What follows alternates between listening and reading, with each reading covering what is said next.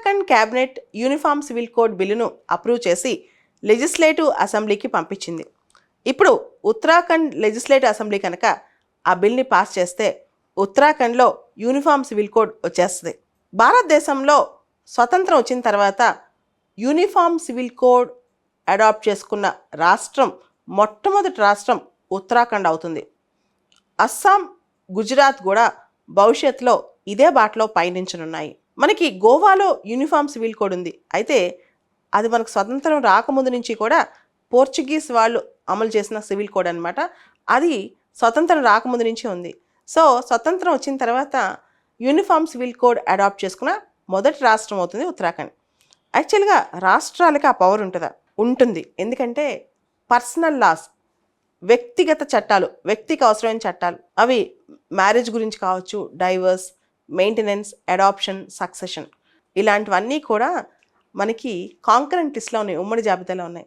కేంద్రం చట్టాలు చేయొచ్చు, రాష్ట్రాలు కూడా చట్టాలు చేయొచ్చు అనమాట. ఉత్తరాఖండ్లో ఈ దిశగా యూనిఫామ్ సివిల్ కోడ్ చట్టరూపం దాల్చనుంది. ఉత్తరాఖండ్లో యూనిఫామ్ సివిల్ కోడ్ విషయం పక్కన పెడితే మన రాజ్యాంగంలో డైరెక్టివ్ ప్రిన్సిపల్స్లో ఆర్టికల్ 44 ఉంది. ఆర్టికల్ 44 అనేది యూనిఫామ్ సివిల్ కోడ్ తీసుకురావాలని చెప్తుంది. అది డైరెక్టివ్ ప్రిన్సిపల్ కాబట్టి దాన్ని ఇమీడియట్గా ఇంప్లిమెంటేషన్లోకి మనం తీసుకురాలేదు. ప్రధానమైన కారణం డైరెక్టివ్ ప్రిన్సిపల్స్కి అంటే ఆదేశ సూత్రాలకి చట్టబద్ధీకరణ లేదనమాట. మనం లీగల్గా అవి ఎన్ఫోర్స్ చేయలేము. అయితే యూనిఫామ్ సివిల్ కోడ్ దేశం మొత్తం రావాలని చెప్పి చాలా ప్రయత్నాలు జరుగుతున్నాయి. చాలామంది దానిపైన డిమాండ్ చేస్తున్నారు. అయితే కొన్ని వర్గాలు మాత్రం దాన్ని ఆపుతున్నాయి. అసలు దేశంలో యూనిఫామ్ సివిల్ కోడ్ ఇంప్లిమెంటేషన్లో ఎదురవుతున్న సవాళ్ళు ఏంటి? అసలు ఎందుకు మనం ఇంప్లిమెంట్ చేయలేకపోతున్నాం? ప్రతి మతపరమైన చట్టంలో మహిళలకి ఎక్కువ అన్యాయం జరుగుతుంది. హిందూ మతంలో చూసుకున్నా, ముస్లిమ్స్లో చూసుకున్నా, క్రిస్టియానిటీలో చూసుకున్నా, మన మతపరమైన చట్టాల్లో ఎక్కువ ఇబ్బంది పడేది మహిళలే అనమాట. ఉదాహరణకి ముస్లిం కమ్యూనిటీ చూద్దాం.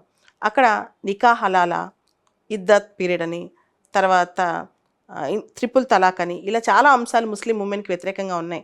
ముఖ్యంగా డైవర్స్ అయిపోయిన తర్వాత ఒక ముస్లిం మహిళ కనీసం మళ్ళీ పెళ్లి చేసుకోవాలంటే కనీసం వెయిటింగ్ పీరియడ్ ఉంటుందన్నమాట. అదే ఇద్దత్ పీరియడ్ అంటాం. నికా హలాలా అంటే మొదటి భర్తతో డైవర్స్ అయిపోయిన తర్వాత మళ్ళీ ఆ భర్తనే పెళ్లి చేసుకోవాలంటే ఆ మహిళ ఇంకొక వ్యక్తిని పెళ్లి చేసుకుని ఆ వ్యక్తితో కాపురం చేసి మళ్ళీ మొదటి భర్తను వివాహం చేసుకోవచ్చు. ఇట్లా చాలా రూల్స్ మహిళలకు వ్యతిరేకంగా ఉన్నాయన్నమాట. ఇన్ఫ్యాక్ట్ మెయింటెనెన్స్ విషయంలో కూడా క్లియర్ కట్గా ఒక ముస్లిం మహిళ తను మెయింటైన్ చేసుకోలేకపోతే ఆమెకు సపోర్టివ్గా చట్టాలు కూడా స్ట్రాంగ్గా లేవన్నమాట. సో ఇవన్నీ కూడా మార్చాలంటే మనకి యూనిఫామ్ సివిల్ కోడ్ ఖచ్చితంగా రావాలి. అదేవిధంగా ముస్లిమ్స్లో పాలిగామి ఇంకా ఉంది, బహుభార్యత్వం, అది కూడా మహిళలకు అన్యాయమే జరుగుతుంది. సో ఇలా చాలా విషయాల మార్పులు తీసుకురావడం కోసం యూనిఫామ్ సివిల్ కోడ్ అవసరం.